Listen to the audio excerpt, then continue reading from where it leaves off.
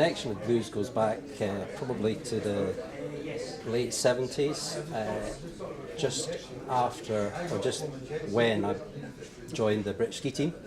And blues were very supportive with the equipment and just generally being aware of what the races were doing, etc. And then when I came back from the Olympics and started coaching, myself and a few others joined as part of the blues ski team.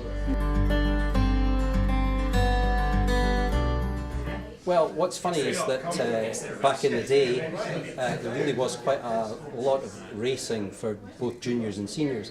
And each of the resorts, that's Glencoe, Glen Shee and Cairngorm, had junior championships and senior championships.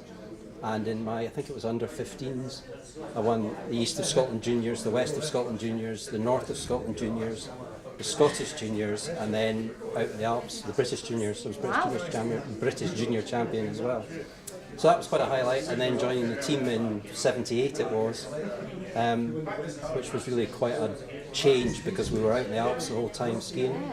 And that ended up in my second year skiing all of the world's World Cup downhills as number 2 downhiller for Britain. So that really was quite an experience. I only fell once in Kitbuhel, unfortunately. That is pretty good. At the bottom of, I was only 5 seconds from the finish. Oh no! Oh, I fell my arse. In fact, I've got a video of that somewhere, I think. Oh, well, I'm sure we can get that for social media. But it wasn't the happiest of days for the British camp. Here's Ross Blyth, the Great Britain, the young Scot. Start number of 61. Bartelski is disappointed, the British number 1. Cargill's got the worst time of the day.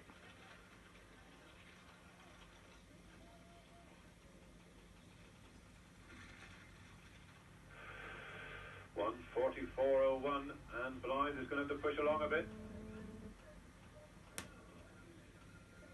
Cargill, his worst time was 2:16.20. And Blyth, who's beaten them before this season, would love to do so again. It's really a personal battle between the Brits these days. Oh, and the gone! Blyth on the hill. You suddenly saw the right-hand ski whip away.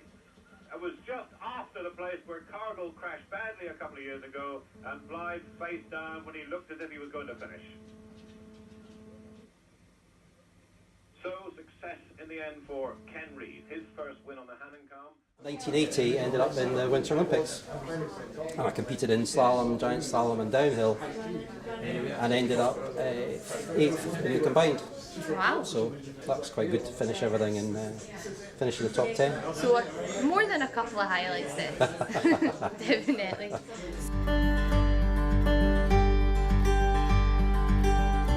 Blue ski team. I see you've even got your jacket on right now, still representing.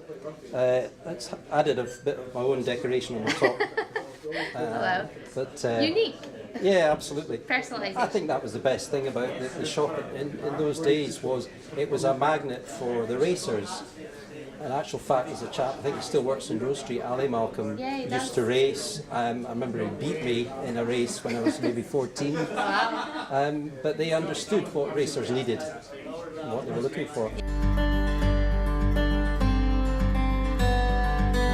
I'd love to come back and do it now, if I had the kit or the ability. But I was saying to Chris after skiing on some of the skis that he's got some Fisher race skis that he had last season.